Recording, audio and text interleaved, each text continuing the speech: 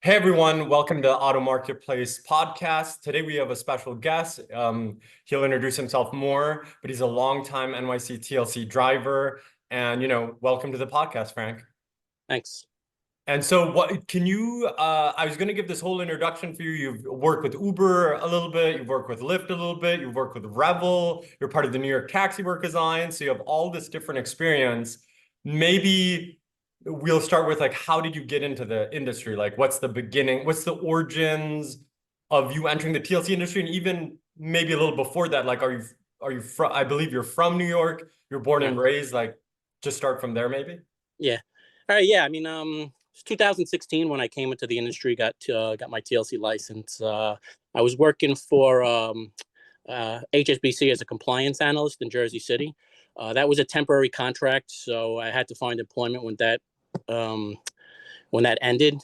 So I was having trouble finding stuff. Even in every industry, it's being affected by automation. I'd go on interviews and they'd say outright, "Oh, we're buying this to automate this," and I knew I had to look for something else. And Uber was, and that was like 10 years ago you're talking about. Yeah, 10 years ago in the financial industry. One company told me, I don't know if you ever heard of the Watson, the IBM. Yep. So there was a company called Promontory. They do financial compliance. And they apparently bought that or were working with IBM somehow. And straight in the interview, the guy tells me, "Oh, we bought this, so a lot of stuff's going to be automated anyway. So we might." But this is not your first automation rodeo. Yes, exactly. I'm always at a point where you don't know what's next, and you can't control it. I don't know. It's up to these corporations what they do with us. So you grew up in New York, and so you joined the TLC industry about roughly a decade ago, maybe 9 years ago, but roughly a decade ago. Right, 2016. 2016, and you joined Uber, or you joined Lyft, or you joined both? Uber first. So Uber was expanding in 2016. They've already got pretty big, but they made it so easy. I went into an office in somewhere on the west side, 25th, I think. They had an office update. They had everything. They had the insurance broker there. They made it so easy, and everything you had to do on TLC ends, they just made it so easy for you to enter the industry. They were given incentive bonuses, do this, do 10 rides, do this. And they were throwing money at drivers. So I jumped on it. I'm like, I have a car. Why don't, if I'm going to invest in a car, might as well earn revenue doing it. And out of curiosity, and you had not thought about the yellow cab industry in the past. And the reason for that is because you're like, oh, I got to get a medallion, or the business isn't good. At that time, I kind of understand your perspective going into it, but just for the audience, in 2016, you didn't even consider the yellow cab at that point. No. I've known people who did drive yellow, and I thought about it at some point, just to have something where I can earn a few bucks. And it never appealed to me, collecting the cash and people just jumping in the car. So Uber, I was more fitted towards Uber, and everything was online, no cash collection, everything's in the app. They were expanding New York. They opened the office, and they made it so easy to get on board. And I started out with Uber. Yeah, and then you joined Lyft at the same time as Uber, or were you Uber only for a while? I was Uber only for about just a couple of months. 6 months later, I jumped on Lyft too, and then I started going on other apps, Mile, Curb, started doing accessory trips, and anything. The closest trip is always the best. That's I don't mind. A lot of drivers, yellow cab industry really serves Midtown Manhattan. I don't mind staying in Brooklyn where I live and just going to the airport, coming back, and just staying. Yeah. That was another mindset where I really didn't, gravitate towards yellow, because it's like they just seem to stay in Midtown. And I think, to your point, it's more kind of formal. While where Uber and Lyft, it was kind of did you buy your own car, or you had your own car from before? I had a car. It was old, so I was getting rid of it. So I was gonna buy a car specifically for this, so I did.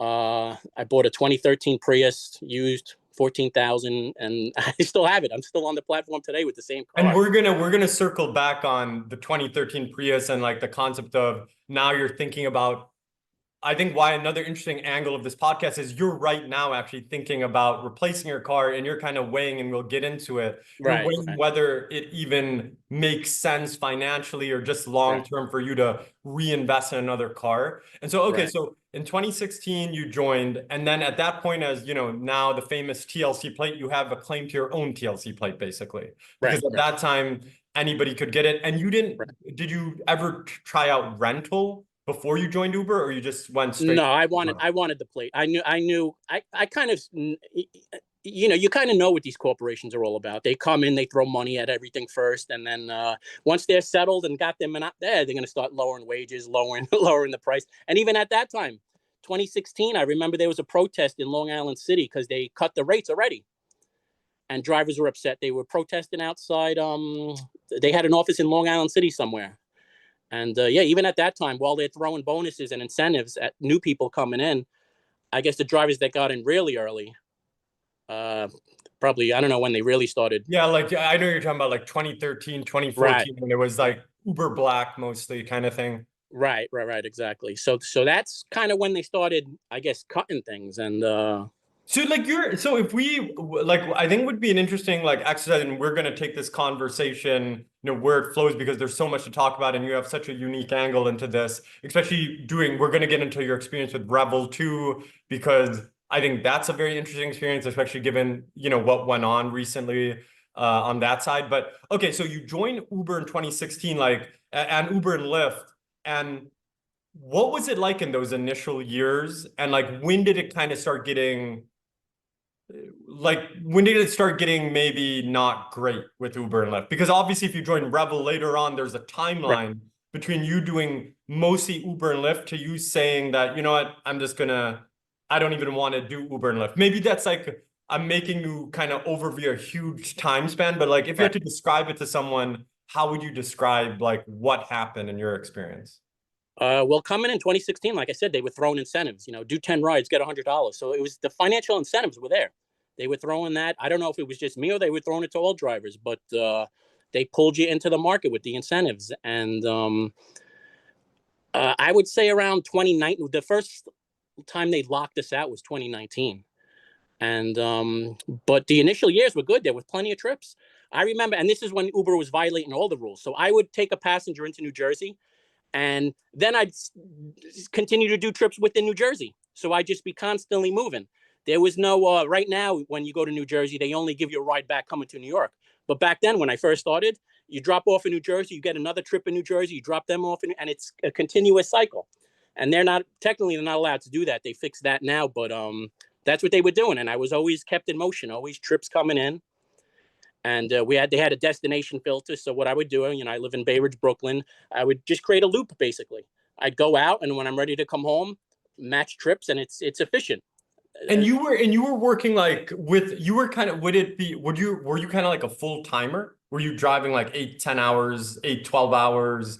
You know, as people in the TLC industry know, you're limited in terms Right, of right, how many hours you can work right. within a 24 hour. But like, were you kind of working, would you describe yourself as like a full timer at that time?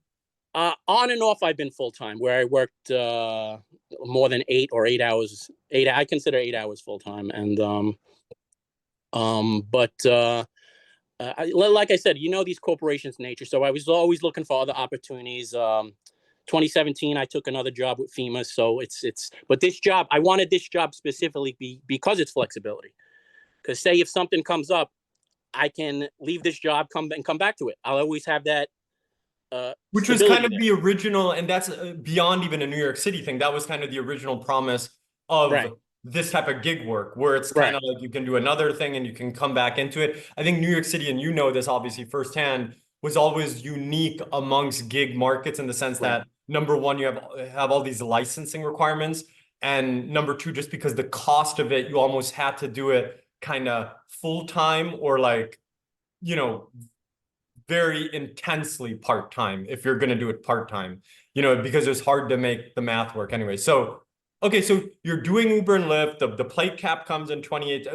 I just want to like double click on that moment just to kind of demarcate it. Like, when the plate cap came in the summer, in August 2018, what did you make of that? Like, were you like, oh, I predicted this, that way I got my own plate, I was always thinking that that would happen, or like, what do you make of that? Because we're going to bring that up later on.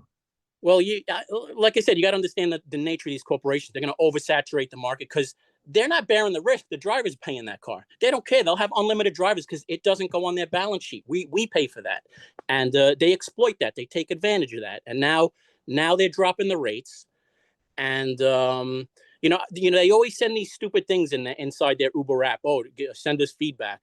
I'm like, your rates don't even really factor in that when a replacement vehicle is due, that the driver is being paid enough to even replace the vehicle after a 5-year cycle. And so I knew there was going to be regulation coming on eventually, and I was hoping it was sooner. I mean, I think de Blasio tried to get it sooner, and so you weren't necessarily like, because you had claim to your own plate, you weren't necessarily, you were kind of like, finally, like they limited the supply because there are too many, and maybe that's too simplistic of a summary, but you were kind of like, okay, fine. Like there were too many drivers out there anyways, and a cap is not a good thing because number one, I have my own TLC plate, and number two, there's just too many drivers and there's only so many trips to go around, kind of thing. Right. Well, obviously, if you have your own plate, you're going to want the cap. I mean, it ensures the trips are going to go to who's ever in the existing market. And, they fought it. They always retaliate. Uber's a company that always retaliates. They had a destination filter. They yanked that. And every little thing we fight for, they want us to work for nothing, basically, this corporation. And pay, basically, it's going to come down to what? We're going to start having to pay them to work? I mean, it's... Well, I think, what you're hitting on, and this is going to be a big conversation, like a topic for a long time in the industry. And in this specific discussion, we're going to talk about AVs. And I think one thing that freaks people out about AVs is they know how Uber, to your point, how Uber and Lyft operate. They're going to kind of maximize the bottom line, whatever side. But if you think in those terms, you're like, oh crap, as soon as this thing comes, everybody's getting eliminated, as soon as it's viable. And I think there's a big fear. And to your point, I think that's, and obviously if Uber comes on, they'll have a different angle to it, but your experience, what you can speak to is your experience. You can't speak to other people's experience, and your experience it's kind of been like a very corporate experience with Uber and Lyft. Is that fair? Or Lyft is kind of like Lyft made the corporate decision to treat us a little better. I mean, they didn't remove their destination filter. They didn't. I mean, they are the same, but when I signed up for them, it's pretty much how they operate. They never removed stuff, the destination filter. They show me the pickup and drop off. So say they do treat the better, and I do prefer them more over Lyft, over Uber. I mean. Because Uber is just hostile. They're openly hostile towards driver. And if you study their history, even when they started, it was always their agenda to get rid of us. And they always view drivers as just a temporary, a means to an end, kind of a means. Right. They were exploring back in the day with self-driving, and they knew even if you read their annual reports, it always cited the risk. Oh, we're gonna drivers are gonna be mad at us. They even put that in their financial reports. Let me ask you this, because now as we transition from you kind of leaving Uber and Lyft to explore other things, if you had to say what does, like, let's say someone wants to create a rival company or someone wants to learn from Uber, what is Uber doing well? What would you say? What are the things? I think a lot of drivers know what they do bad, and how they treat drivers, which is undoubted. And they're just, the protests speak to that year over year, and the hearings.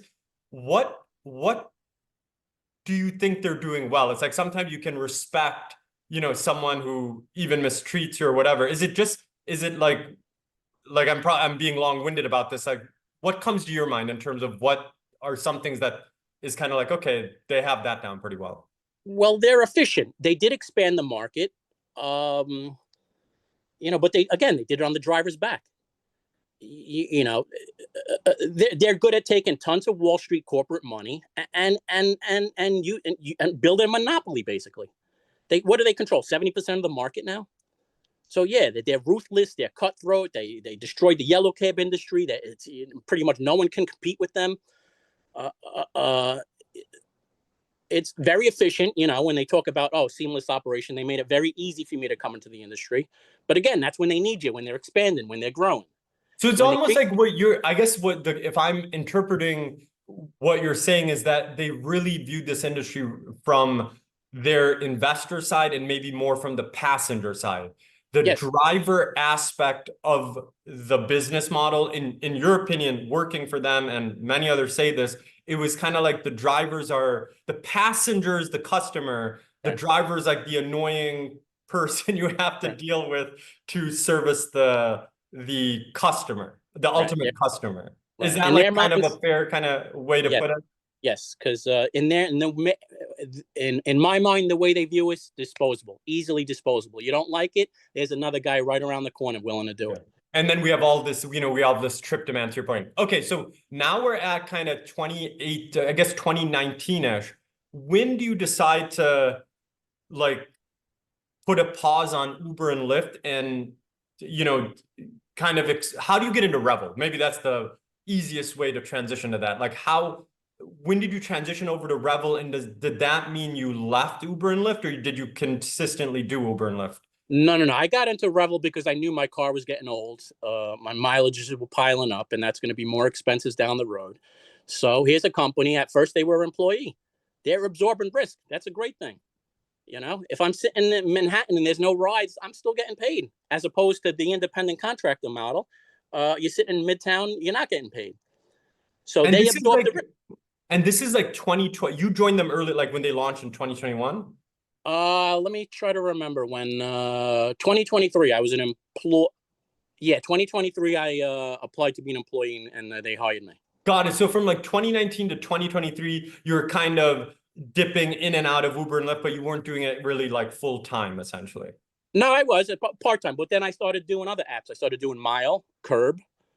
Um, so I always had multiple apps, and then And the pandemic hit. So the pandemic hit. That was another. I pretty much took a month off and worked through it, and but then we had the pandemic, and yeah. But my main motivation to get into Revel is because again, Revel is absorbing some risk. No trip volume. It's fine with me. You're and paying it happily. sounded like that 2013 Prius that you got, you basically like, and you just said this, I'm repeating what you just said, but you basically said that, okay, I either have to replace this car, or, oh, great, here's another option where I don't even have to invest in another car or take on that risk. So I'll join that option. So you actually never, and we're going to get to this, you actually never replaced the original car you bought for, when Right. you started in 2016. Even Right. to this day, you still have I that still car. got it. I still got it. It's on the road now. TLC played it. I could take trips on it. I'm having problems with it now because now the water pump broke. The someone stole my catalytic converter this year. I had to do that, and I don't think I was surprised I passed that the TLC. I went for their 2-year inspection last year, and I thought they pushed me off the platform, but they didn't. But then I don't remember. You remember this year, Uber and Lyft said like 40% of the cars on that platform are over 5 years. Yeah, yeah, yeah. So there's a lot of similar people in the industry like me who have those old cars, and now this EV thing's being pushed on us. And all last year was horrible. They were locking us out, so I had to burn through a lot of my savings, and I'm not in a position to buy that EV. So now that's another reason why I went to Revel. I'll put the miles on the Revel Teslas, And and so I want to, you just perfectly are taking this conversation exactly where I think people are going to find it super interesting. Okay, so the first thing I'm going to address is working with Revel, and then even like more broadly, like driving the Tesla for TLC. Like, was Revel busy? Like, how was it working in the Tesla? How is it like, how did that all work? Like, what was your experience with them and with the Tesla more specific, like in addition to the experience with Revel? like I said, when I was an employee, I don't care what kind of car it is that you're getting paid. No volume. The trip volume is the main thing that matters to drivers. We want trip volumes. We want work. We don't want to sit and not get work. But Tesla's fine. I mean, the Tesla's a good car, and they were set up uniquely. They were in that Brooklyn depot by the old Pfizer building, so they could double shift the cars. I'd come in the morning, I'd do a morning shift, bring the vehicle back to them. They'd charge it for 20 minutes, and then a driver would come do the late shift. So they were set up good to do it. But it didn't make sense because you could only take trips that Revel were feeding you. I couldn't do Uber and Lyft. Uber controls the market, so they have all the trips, so they know. I mean, they did structure it where you would always be profitable, you know, but a lot of I mean, that lot was pretty full when they switched to independent. I don't think a lot of drivers went over there because the lot. I'd come in the morning, the lot was full with Teslas. Not a lot of drivers were taking them. Let me like that's super interesting. So basically, like the way Revel was doing it, like the W2 model, it's kind of like a little bit like a taxi garage model where the driver would come to their, charging depot Right. or garage. And did you mind doing that? Like go like not Yeah. returning home with the car? Was that kind of annoying? Because, for example, like how do you get like I guess you live in Brooklyn, so it might be easy for you to walk or take the bus or take a subway or take Right. Uber, funnily enough, or drive your car there. Like, how did that look like practically? Like, so you got up in the morning, how did you get to the Revel depot? Then you worked at Revel, and then you dropped off the car, and then how did you get back home? Like, how did that look? I tried a combination of stuff. When I worked there, I was taking the train because there's no parking over there. That lot, they don't let you park the car in their lot. You just got to take the car. So again, yeah, that's worse than what had with Uber. Uber, I start when I wake up. I go in my car, boom, I'm online, and I'm not wasting that time commuting to their depot. And I don't know, there was a company back in the day where they scattered cars all throughout New York Drive. And, Yeah, the day it was like it was only like at one point I think it was hourly, if I'm not right, mistaken, but it was exactly. like daily or Exactly. something at And least. that Yeah, worked yeah. perfect for me. I could go, they parked cars all in my neighborhood. I just go on their app and I booked it for an hour and I took it. The hard part of that was I would then have to register that car on Uber's account to get trips. And that's where that kind of didn't make sense. But So like that Revel model, it was like it wasn't ideal, but it was interesting enough where you're like, fine, I live in Brooklyn, I'll figure out a way to, commute there, commute right, back. But with Uber, it was like you got up in you woke up, you went outside where your car was, and you could start your day. right, exactly. My first passenger is always someone in my neighborhood. And so like if you had to look back on that, if someone else, like let's say a year from now, someone thinks like, oh, I got a new idea, let's employ all the drivers. Your advice you'll be like, well, if you've been in the industry long enough, many ideas have been tried. Do you think a W2 garage model is something that's going to work in New York City? No, not next to Uber. And the reason I think Revel did that is only they probably went to New York City, the politicians in New York City. Hey, we're going to create jobs. They always do this. This is what corporations do. They go to we're going to create jobs. They're not, then the politicians like, oh, great, my constituents will love that. They don't say, oh, it's only going to be for a year or two. When I worked in banking, Chase did the same thing. Oh, see this building over here in Metro Tech? We're going to fill it with employees, all temporary work. No, you're and we in our newsletter, like we have not, I know the Revel guys that, everybody's trying to do their own thing, but we did not hold back in our criticism, Yeah, especially related to I don't think the business model is the business model, I think, and we'll get into this. I think where it kind of got dicey was when all those EV plates got right, released. right.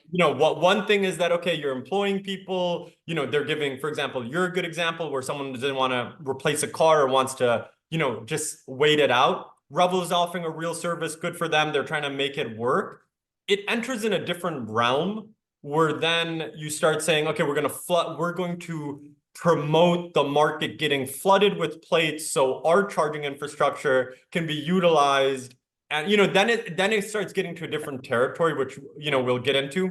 But okay, so Revel was W2. You were doing that, and it was fine. And then, if my memory serves me correct, about a year ago, Revel said, okay, we're going to switch from W2 to Right. now become like a rental company. So you're still got to Yes. go to the garage fundamentally. Right, exactly. So yeah, I didn't mind that. So I signed up. I gave them my deposit, which they haven't even returned yet. I mean, they said they're leaving the market. What was that? 3 weeks ago? You Yeah, reported on yeah. it first. Still haven't got my deposit on that, but yeah, I still continue to rent their cars again because I know my car and my main motivation because my car is the miles are piling up. So put the miles on the Revel fleet, and And they ended that. how was Tesla. Like you're saying you're driving a Model Y or a Model 3 or a When combination? I was employee, whatever, yeah, I did both. So sometimes you get a Y, sometimes you get a Model 3. When I was renting, I only took the Model 3 because it was cheaper. It was $10 an hour compared to, I Okay. think, 12 for the Y. But it's a good car. I don't mind it, but it's not. I bought a Toyota because I know in the market their reputation. It still works. My car. Even if I want to fix it, I'm trying to get. A car gives you value as long as it still works. No, absolutely. And when you buy a car, I mean, I started in this industry as a fleet owner, and I still remember we had one of our drivers park a car in Riverdale, like on the Riverdale, and then some flood. I can't remember the sequence of events, but like someone released water upstate, and then that flooded this parking garage. And then, we were focused on Uber Black. So these were BMWs, I just Yeah. bought the car, and the guy was super responsible and his car flooded. So I had to go to Riverdale to, because the bottom level flooded. And I Wow. still, and and so that car was basically, it was gone, the pain of, that people don't see when they own cars, to your point. But why I'm mentioning this story is I still remember this. There was like at that, there was like a 10-year-old Toyota Camry in the deepest part of the garage, and then the water receded. And I'm like, there's no way that car's gonna start. It's impossible. Right. Right. I And it kid you started. not. They just put in the keys, it spit out water, and Yep. that car started. And Yep. I'm like, this is incredible. So to your point, like about the Toyota, like, yeah, your Toyota's like, 12 years old, it has, hundreds of thousands of miles, but like you're right, it'll still work. So let's transition into like why not replace, like what goes through your mind about, because you're still deciding it, like why aren't you replacing your cars, and like what's on your mind right now? Yeah. Well, actually, before we go into this, just to put a cap on Revel, if just like as a kind of advice for the companies like Revel or anybody who tries to do that again, what would you say to them? Like what worked, what didn't work, and then we'll transition into, how you think about replacing your car and what's on your mind these days about that. Well, I mean, as far as being an employee for Revel, that's great because again, they're absorbing some risk. But again, I think they never intended to keep that model. So because you can't. It was just temporary. I mean, look at it. This company did everything. Oh, we're gonna have scooters. No, we'll take that out. We have bikes. No, we'll take that out. They're constantly. This something's going on with this company that's not kosher. But I mean, if you're an employee, it's good. Even rental. The rental was a little steep in price, but I had no problems with the Tesla. It was a good model. If someone to buy that depot where you can double shift the car, where one guy comes in, does the morning shift, they charge it, and then it goes back out for the evening rush hour. That's a feasible model, but it all comes down to economics. Is there going to be trips? Is this driver going to make enough money? I mean, I think you even did an article at $10 an hour. That's pretty pricey for Oh yeah, a no, because it's literally like a yellow cab, right? Like yellow cab right, garage, right, right. they price at 120 per 12-hour, 10, 12-hour shift effectively. So if it's basically like yellow cab garage pricing, right? Right. And you can only do Revel trips. If I'm leasing something, I want to put it on whatever platform I choose to put it on. Uber, Lyft, or whatever. Most drivers will take a trip from any base as long as it makes economic sense. They don't care. They want trips. This is what they want. There's really no difference between a lot of these apps. It's they And you want were work. and you were making the charging situation work, or was it working because Revel always had like charging space for you? Was that ever Yeah, an they did issue? that. I was not responsible for charging. I'd come in the morning, the car's fully charged. It'll last my shift, and I bring it back, drop it off, and they charge it and then send it out again. So So you yeah, never had like any issue ever in, because you're a really interesting case study of an early adopter to use EV for like, really intensely use EV for TLC in New York. You really didn't have, as long as Revel was taking care of the charger, it was working, basically. right, right. There's one time where the battery got so low, but they say not, don't let it dip below 20 or 30%. Yeah. So I did like an 8 hour shift, and I was all over New York, and uh, but and they like to throw, keep just throwing trips at you, even if your shift's over, they'll still add, and so you got to log off. So all you got to do is understand the battery power, how much you got left, calculate how much you need X amount to get back to the garage. Once it's in their garage on their lot, they take care of it, they recharge it. And then the next guy comes in and he takes it. You know, they have the superchargers there, so it probably only takes them 30 minutes to recharge it. And will that perfectly transitions to now we'll get into like, how are you thinking? Because the genesis of you joining Revel, of you, you know, kind of going part-time with Uber and Lyft, and correct me if I'm wrong, it relates to your vehicle basically. Yeah. In many ways, like I don't want to put more miles on my vehicle, the original vehicle you bought in 2016, the Prius. How are you thinking, like what's on your mind these days as, you know, Revel, as you obviously know this firsthand, people who read our newsletter and in the industry know Revel has recently exited the, you know, the market. So now you're at this crossroads where you're kind of like, okay, if I do Uber and Lyft, if this is going to be a full-time thing for me, I'm going to have to probably get a new car. Like, how are you thinking through that? Like, what's on your mind these days? The EV mandate's one of them. We're being forced. This is being forced on. We don't have a choice. We're being forced to buy these cars. You know, again, Toyota's been making cars for how long? Since the 30s, 60s.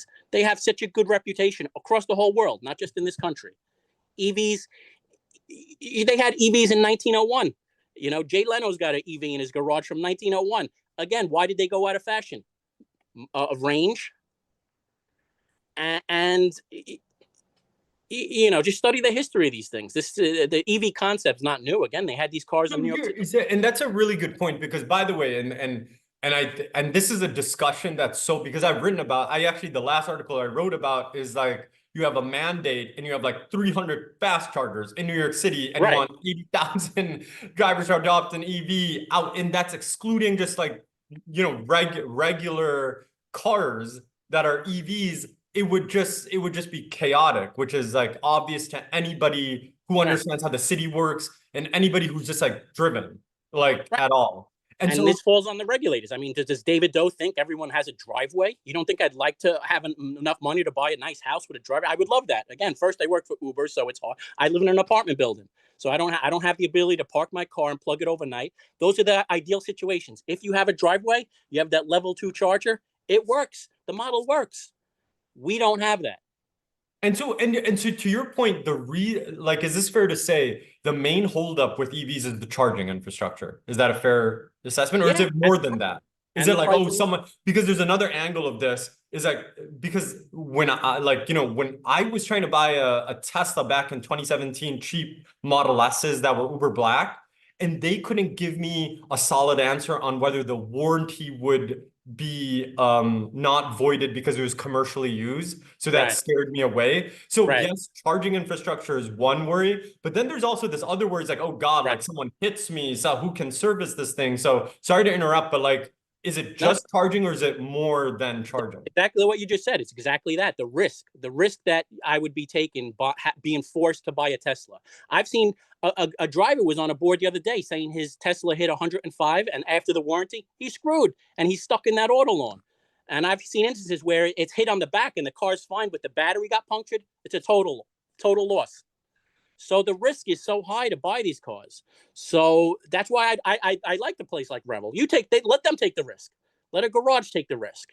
I'll still continue to drive, but to force that risk onto a driver after we went through lockouts and a decline in income, it's horrible how the TLC just sells. They're so responsive to what the corporations want, but the actual people, and this is like every government in the world almost, they bow down.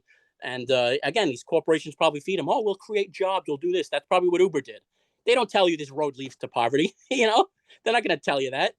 You know, no, this is super important. I mean, the whole reason, a major reason why we have this platform is exactly to let voices like this be heard. Because like, I think what you're basically saying it's easy to mandate. It's easy to, you know, like say, oh, I believe in a world where there's rainbows and there's clouds and everybody like, you know, cooks, you know, in a sustainable way with used water. And that's great. I'm not even arguing against that. You're saying it's totally different when you're mandating other people to take the financial risk of making that happen and you're sitting back. So, okay, so let's say the TLC, whether it's David Doe, whether he remains commissioner, obviously there's an election coming up.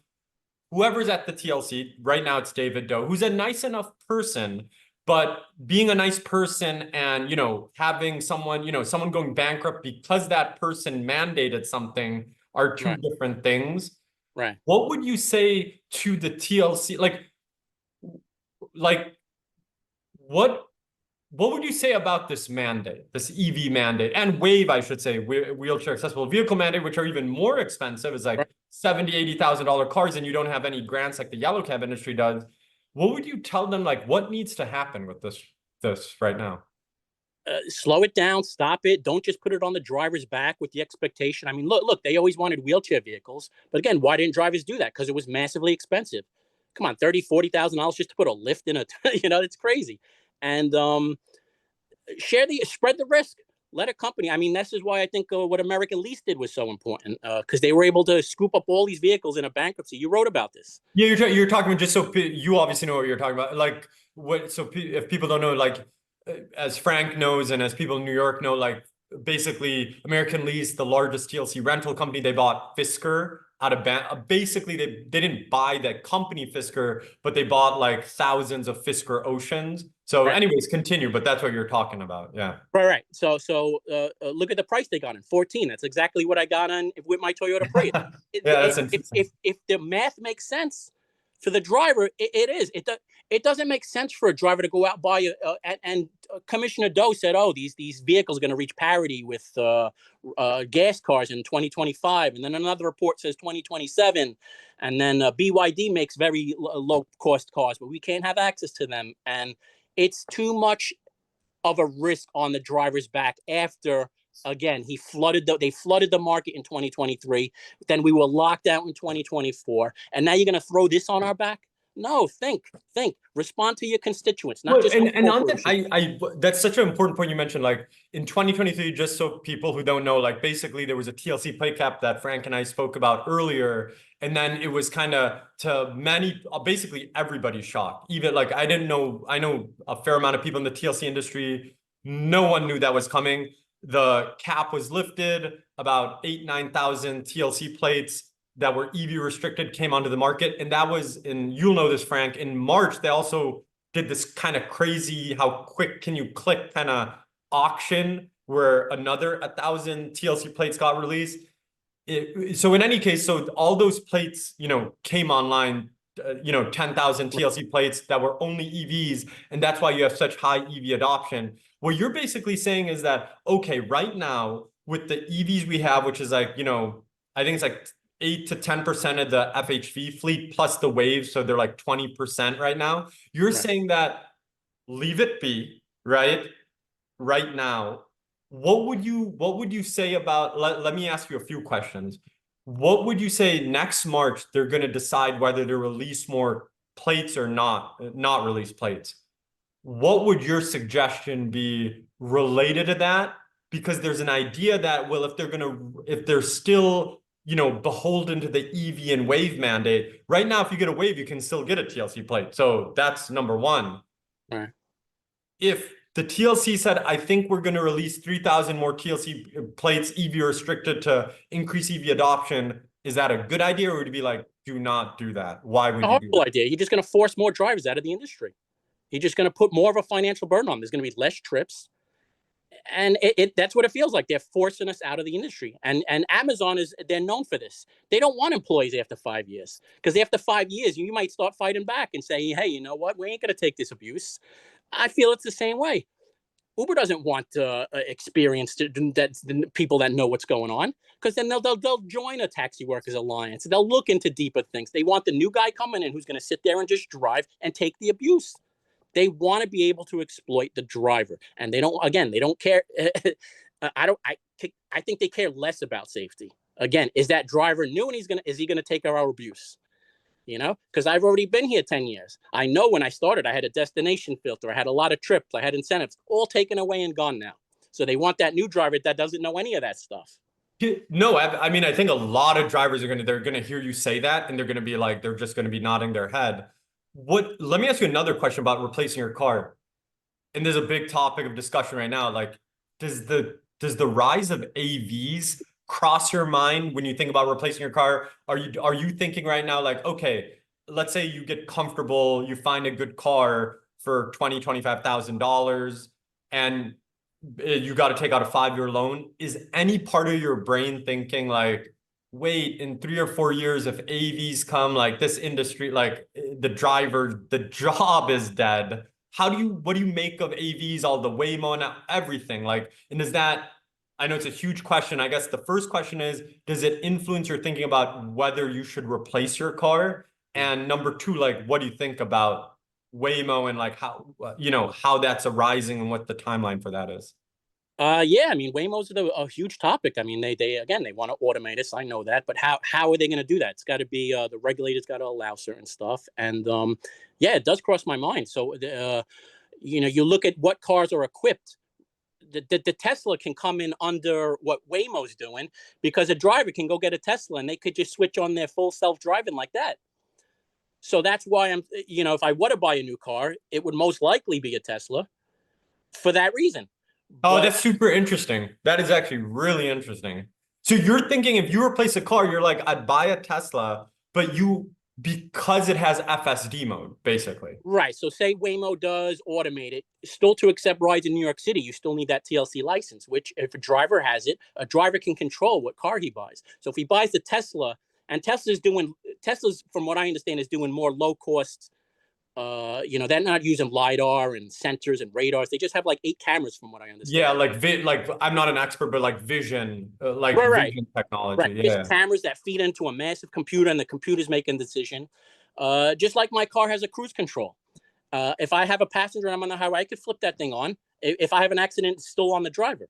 So if Tesla goes that route, a driver, and this goes back to when they lifted the plates, Tesla was pushing for that. And look who benefited. Who most of those cars, when those new Yeah, yeah, I plates, agree. But I think it's just a crazy stat. It's like over 6,000 Tesla Model right, Ys. And for the outsider, they'll be like, oh, drivers love Tesla. But for the people who are in the weeds, they're like, well, yes, drivers like Tesla, but the reason there's 6,000 was related to the EV plate plate, cap, like right, the EV, like the plate cap being open and all of that stuff. So, but you would be leaning towards I didn't even think of it. That's a really interesting thought. You'd be like, well, if self-driving is coming, then I'm going to bet on a car that is kind of equipped for that world, basically the hybrid right, world where a right. Because if you driver look is still needed. right, so if you look at the regulatory environment today, you can only dispatch to a trip with a human driver, which is a TLC licensed driver. So, every driver should get politically active in this, not to be Absolutely. replaced. And if we are to be replaced, hey, these corporations got to come talk with us. Say they do go full automation. All right. Let me at least keep my plate and earn some revenue, and my job will just be cleaning it or getting it out on the road or plugging it in or whatever has to be done or changing the brakes when it's due, changing the I tires. the thing that is funny is I think, historically there was a tension between like large rental companies and even smaller rental companies like I run, although I've had a good relationship with my driver, the guys who are my customers. But there's this historical thing between 100% the towers, the American leases, the fast track buggies who have thousands of TLC plates, and drivers who don't have TLC plates saying, release more drivers. And really, what's happening is like, wait, hold up, guys. If they get rid of TLC plate, if the TLC plate doesn't have any value attached to it at all related to AVs, everybody's dead. Right, right. Right. And so I think, and this is actually a topic I'll explore more, and I'm beginning to explore more, where it's like basically the fight now is not against the technology of automation. The fight is we want the upside. Right, right. Why should people should welcome technology? But in the society we live in, it's designed only for corporate profit. And as soon as the workers are gone, who made them that big, oh, let's just throw them away. We don't care. We'll keep all the money ourselves. And look at the income inequality now in this country. It's just going to get worse. It's just going to get worse. What are all these people going to do for work? That's all. No, That's all the I person think you're wants. hitting I think you're hitting on a key. I think that's in part the New York City mayor's race is exactly related to kind of wealth inequality, to be Right. frank. Like labor rights. And I actually didn't even mention like when did you join? I know you're active in the New York Taxi Workers Alliance. Why did you join them? When did you join them? Because a lot of people might not be familiar with kind of how New York City taxi driver advocacy groups work. There's IDG, Independent Drivers Guild. There's New York Taxi Workers Alliance. Historically, NYTWA or TWA was considered like a yellow cab union, and Independent Drivers Guild, which is kind of like, they've been on the podcast. They're very nice people, but some people think they're like an Uber paid union. They'll push back on that, which they did on our podcast. But just focusing on NYTWA, why did you, and we can get into the other group as well if you want to discuss that, but why did you join NYTWA? Like, what was the genesis of that? Like, how did you, like, when did you join them and why did you join them? I think 2019 was the first time, and that was when they first started locking drivers out. They had that calendar. Uber had that calendar. Yeah, the planner. Right. Yeah. So I view that as a shot. You know, if I speak with a corporation, that corporation tells me, hey, work anytime you want. These are the rates. And then, hey, we just decide to change it. When you log up in the morning, we're just going to pop up a screen and you have to accept it or we won't feed you any trips. And you know what this company's doing. And I've always known that they've done excellent work. And I've researched IDG too. I went to meetings both at IDG and NYTWA, and very different again. And you could clearly see you can't speak at an IDG meeting. It's so top down. You're like the cultural fit, and like what felt organic to you was NYTWA, basically. Yeah, well, they fought for the plate cap, and IDG's always manipulating drivers. They think they say themselves that, oh, we fought Uber to get tipping, and they claim that as a victory. How do you know Uber just didn't withhold that and just re-put it down back at a later so they can sit there and claim, oh, look at us. Lyft always had tipping. Lyft always had a destination filter. Why don't they go back and reinstate a destination filter Uber took from us? Because that lets us operate more efficiently on the road. So what is it? Well, my criticism of IDG, and I've written about this, and I think IDG, I think there's people with good intentions there, as there are in NYTWA. My main thing, what I would have to say to IDG is like they were very hostile related to the release of those TLC plates. In a way, they were so blinded by this kind of like, we must release TLC plates, right, all rental companies are evil, that they don't realize what they promoted ultimately boomerang back and caused lockouts. Right, to this day, people don't connect the dots that if you release 10,000 TLC plates, what their argument was that, oh, if you release 10,000 TLC plates, that means 10,000 rental plates will go away. Of course they won't. If they'll just wait for the year for the flood to, go through, for people to fall off, and the big rental, maybe some small rental companies go out of business, but then that empowers actually bigger rental companies, which is totally counterintuitive. So I think in that way, if IDG is watching this, I think you have good advocacy, but like this TLC plate thing, they didn't holistically think through it. And at some point, they take their orders from Uber, not from drivers. Well, I think you hit the nail on the head. In my perspective, they were so vehement, like they were so much like release plates nonstop. Right. I'm like, this doesn't, like, how is this being advocated? Because are their drivers telling them to do that? No, they're taking the orders from their corporate executives top down from Uber. Uber wants unlimited plates. Yeah. Drivers don't want that. And then the criticism they'll have for someone like me or for someone like you, they'll be like, well, they have their own TLC plates. So that, of course they want to block other people from entering, right? To that I say, and I've written about this, right?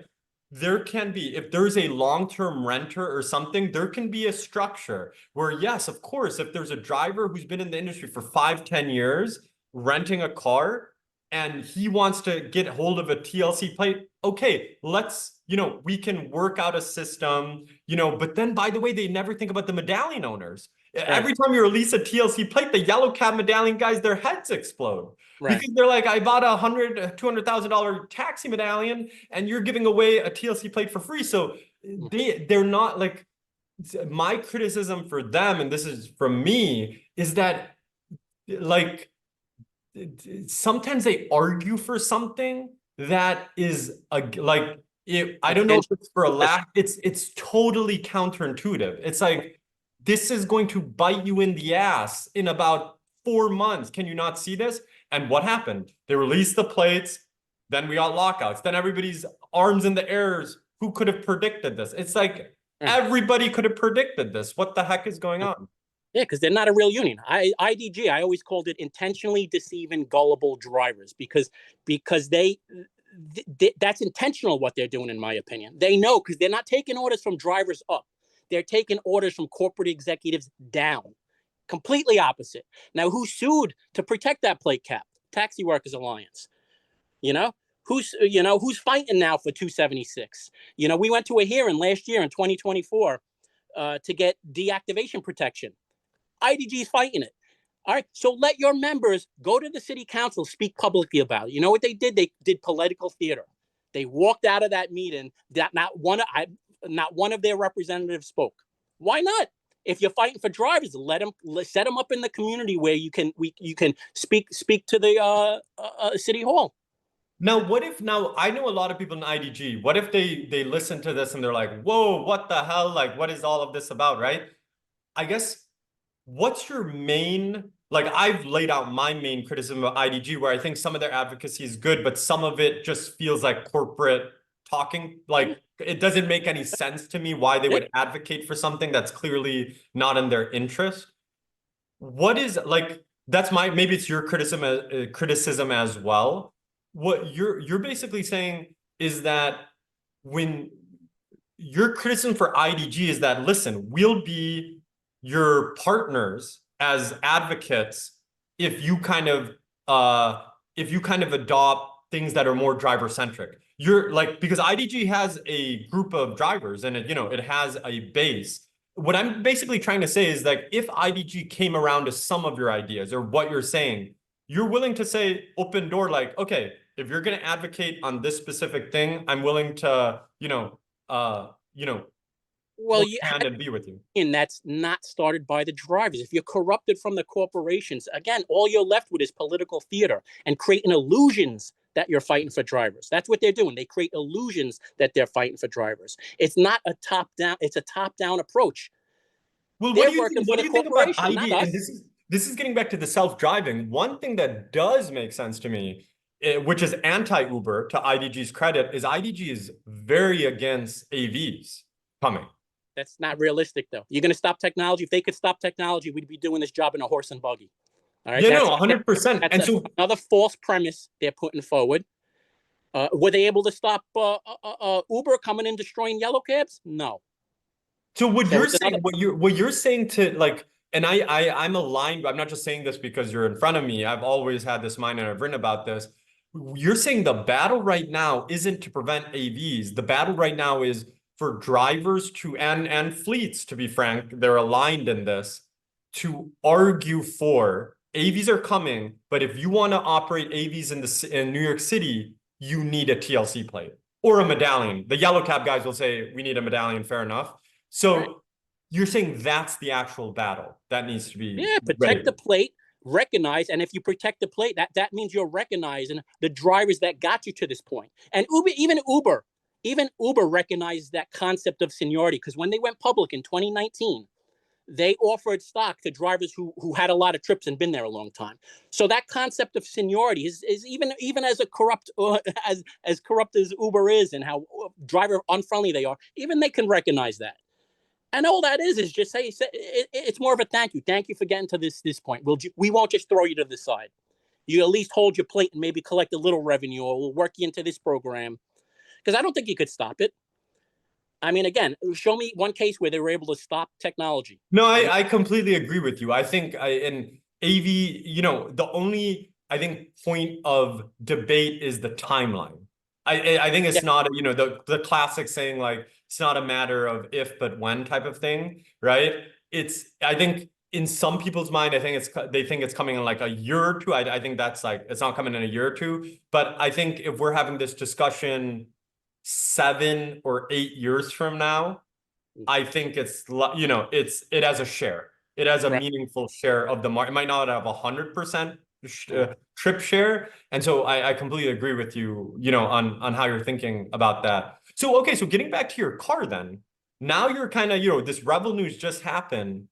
From what we spoke about, do you think you're going to buy a Tesla? Or you're still undecided because Tesla with FSD software upgrade was like 7,500 or 10,000 or something like that. They dropped it from what I understand. Okay, I could be wrong. I haven't been paying attention to it. I would buy a Tesla if the price is right. Just like American Lease was able to buy it for 14,000. Something like that comes. I mean, this is why all these Teslas Russell had, Revel had. What are they going to do with them? They're all used. Some of them are beat up. And they're blue. Yeah, and they're blue. I could sell it to me. I'll take the wrap off and I'll use it. But the price has got to be right. Like I said, look at the economics. I know the economics when I came into this industry, and that's what I'm sticking to. I'm not gonna go into debt for this job and be. What is the right price? And I think this is important for people to hear from you because I can tell you understand the math of the industry. What is the right price for a car? I would only pay 15,000 max for a Tesla, and that could be used. 50. That's what my Toyota was. It was used. It had 47,000 miles on it already. I put 100,000 on it, and that's the max. Because you're solving for I want this car paid off in 2 or 3 years, basically. Right. When I came into this industry, the car was already paid off because I was earning a better salary in the industry I came from. So this industry is not even designed for drivers to replace their vehicles every 5 years. It's just designed to suck and exploit everything out of them. No, absolutely. No. I think, and your point on that, and I've explained this, when people say, oh my God, like someone charges 500 a week to rent or 450 a week to rent, right? What the argument I always make is yes, that is more expensive than if you own it, but it's not as much as you think it is. Right. It's not crazy. It's not oh my God, they'll say, I'm paying $2,000 a month for a Toyota Camry. This is insane. I'm paying $48,000 a year for a Toyota Camry. And on its face, that sounds crazy. Right. But it's well, that includes insurance and maintenance and the flexibility. But 100%, if you owned it outright, it would be cheaper. But it wouldn't be like 40. But it's riskier too. It wouldn't be like 48,000. I'm sorry, I'm saying 24,000 all in. It'd be like 24,000 all in operating costs versus 18 or 19,000, if you did your own thing. Sorry, you were saying? Right. So it's riskier too for the driver to take that. Because again, Teslas haven't been doing business as long as Toyota. Again, I'm hearing stories, oh, this conks out, this battery died here. I was confident when I bought my Toyota, I could get that to 150,000, no problem. And I did. That's done already. And how many miles did you buy that? What was that? How many miles did you buy that? I bought it, had 47,000 miles when I bought it. Got it. Okay. And now it's at 200. 150. 100. And New York City miles, mind you. New York City. So yeah, the suspension's all messed up, clanging in there. And yeah. So what is your you're going to have to make this decision relatively soon because I assume no matter what you wanted to keep, given what we just discussed, you wanted to keep your TLC plate active. Yes. So what are you still deciding or what are you leaning towards? Are you leaning towards, let me just get another $15,000 kind of older vehicle or maybe $25,000 back? If the opportunity pops up, I get a good price vehicle. And this is just like what American Lease did. They got all these brand new Fiskas, $14,000 when they were being sold $60,000 months earlier. Right now, and again, I view EVs as risky because they're not proven. I have too many stories coming out. Oh, the battery died. Oh, I got hit of the little ding and the battery and the thing was totaled. I'd rather a company take that risk. So I'd rather lease. Go to American Lease. You can lease it for $300 on their website. I'm thinking more go that way. Lease it from them. They bear the risk. Something happens, it's their car. It's not mine. And how would you keep your TLC plate active? Would you rent your plate? Would you rent your car? Rent. If I could find a decent driver who's not gonna, try to hold on to it by renting it. But you wouldn't rent the vehicle. You just rent the plate, probably. Rent the plate, right? Got it. So you do it, and I think a lot of drivers are going to find this interesting. You do your TLC plate has value to you. Yes, I view it as like a contract between me and the city almost. And so you don't, and you're gonna, even if you quit, I'm not saying you're quitting the TLC industry, even if you take a step back from the TLC industry, you would still want to keep your plate active. Yeah, so if I ever need to come back into the industry and earn money, this industry is great for people who, again, 90% foreign born. They go home 2 months, come back to America. Yeah. You can't do that with a regular job. So, okay, so I mean, this has been a really good discussion as we kind of, I know we can talk on and on and on, but there's like these two other questions I want to ask you. So like right now, in your opinion, there's a couple of questions. Right now, in your opinion, like, let's say drivers, regulators, hopefully a fair amount of people will watch this podcast or will download the transcript. What do you think is the most urgent thing facing drivers in the industry? And what are the real issues facing drivers right now, in your opinion? Driver income. That's it. Drivers would not complain about having to buy IV if they were making a good income and they can afford the vehicle. That's it. And how's the TLC? TLC, they just cut the rates last month, and they presented it like they were giving us a raise. Oh, we raised the per minute rate, but they took 17 cents off the mileage rate. All right, what am I going to carry a passenger on my back? That makes no sense. And logically, they twist the math. That's Uber math. That's Uber economics. Oh, if we lower the price, we'll get more customers. They always come up with this fancy explanation of why they're cutting rates. And just to add to that, and I'm not trying to defend Uber, but I also think the government surcharges are getting out of hand too. Like the MTA, I think on every trip, if I'm not mistaken, I think MTA for Uber trips, for Uber Lyft high volume trips, I think they're making 275 plus 250 related to congestion per trip. Right. Plus the sales that's old. That was implemented back in the day. They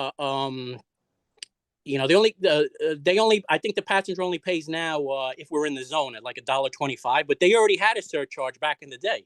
Oh yeah, I'm sorry, you're right, $1 but if you add up like the sales tax, the new, you're right, they did cut it, the new MTA, but I think exactly, if you add up everything, like the government, there's the Uber take rate, which 100%, especially that in Uber, it's unique in America where insurance is on the driver or the fleet. In all other markets, Uber's paying for the insurance, so that's how they justify the take rate being higher, i.e. like you're paying your TLC insurance, right? In other markets, if you drive in Miami or whatever, in the background, Uber is actually paying for the commercial insurance. Right. So do you think, so you're saying, okay, the driver earnings have to increase. Do you think, and you're saying whatever way that happens, whether it's Uber's take rate is coming down, whether it's the government take rate's coming down, or do you think the take rate is the take rate, but the number has to go up, like the absolute, like, do you see what I'm saying? Like, do you think the share of the trip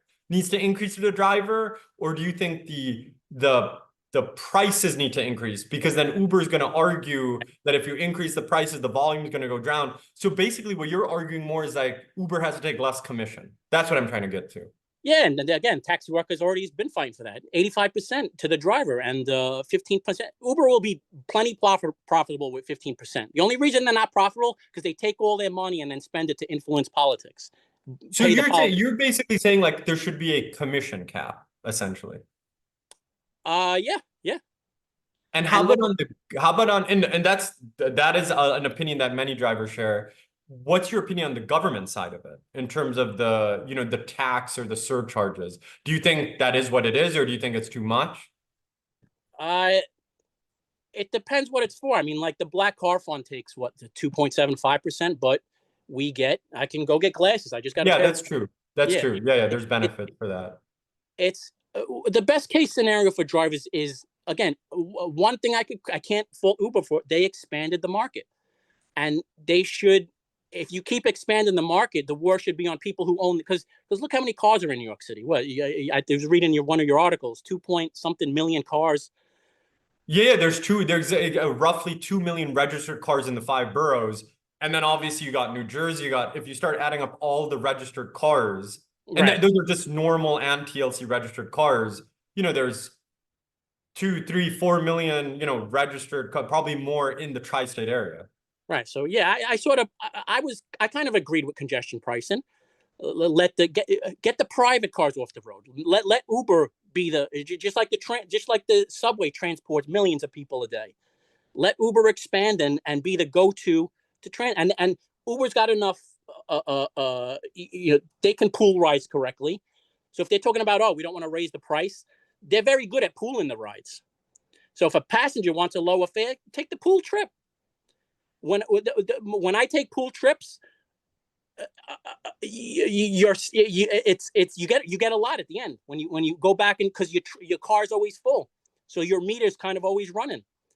That's a good thing. Keep expanding that. Let me ask you this, like, what is there like it's so hard to come by this, although I've speak to enough people that I know, is like the daily revenue figure, like what should it be in your mind? Like if a driver's putting in 8, 10, 12 hours a day, like what does he need to, one is gross and then obviously take home, right? Let's say like before gas or before charging, what is like the revenue a driver should be taking daily in your opinion? What does it need to look like? Well, that's dependent on them, what they bought their car at, what their expenses are. Let's assume that they're being responsible. Uber X car, like a Camry, or, like they didn't go crazy, then buy a BMW 7 Series. Well, I'm sure they already calculated, because if you look at like a place like IDG who gives the defensive driving class, we could get paid for that. And they give us what, like 300?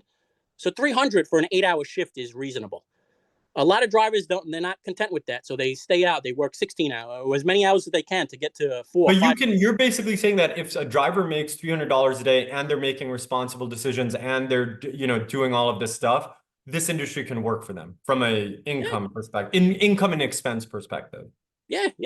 And again, the key thing is responsible. I mean, a lot of people just spend money they don't have, and the bank comes along, hey, we'll give you all this money, and then you got to pay the bank, and by the end of the day, there's nothing going in your pocket. So, and then another point to make is the other benefit of a plate cap or a medallion cap, it goes without saying, is that if supply is constrained, a driver can be more utilized. Just structurally, there is only X amount of vehicles and drivers to service Y amount of trips. So that is effectively a way to protect earnings. It can be argued, or it can be shown. Right. In my opinion, they'll never have to raise that plate cap again. I mean, it's very common for an Uber driver not to like double shift his car. So what Revel was doing, they would double shift in the cars.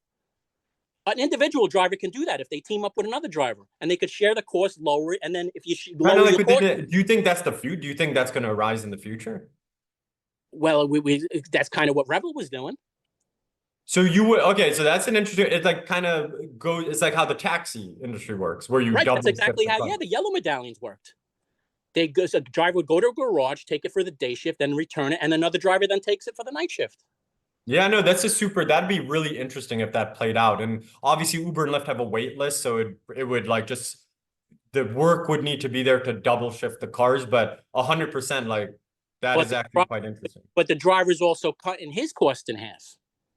But as long as 100%, the driver's going to cut his cost in half, but the other driver has to have an ability to get trips and earn money.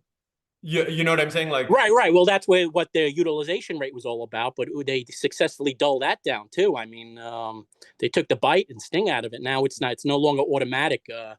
Yeah, I think they review it now once a year, and you're gonna have all industry stakeholders at a table, and yeah, no, it makes sense. Well, Frank, listen, this has been a great discussion. I want to give you like any other things that we didn't mention. I know there's like a lot to talk about, like just for the drivers out there listening, for anybody's out there listening to you right now, listening to us right now, like what's like, how do you see this industry playing out in like the years ahead? Like, what do you think it's like an interesting time to be in the industry? Do you think it's like tough times ahead? Like, how are you thinking about it? Like, I would say all drivers have to get politically active. If they have a plate, they gotta fight to protect it. They gotta, just not let the corporation come in and displace everything. It's and if they do that, hopefully, we can thrive in whatever's coming. So I mean, join Taxi Workers Alliance. So if talk to other drivers, and everyone's got to get on the same page. Yeah, no, I think that's very good. I think you're giving good, I'm saying that because I generally think it's good advice. you can't, it's very hard to fight technology, like AV, like just to say like stop a technology Right. from coming, right? And the more productive thing is like, okay, the technology is coming. We got, a multi-year runway to make sure we get a stake in this and Right. focus your energy and effort into that. I think that's Right. extremely Right. good advice. Right. Um, Exactly. so, okay, Frank, listen, this has been great. We're gonna, I'm gonna post this today. So we're having this discussion August 27th. And, thanks a lot for taking the time. Appreciate it. All right. You're welcome.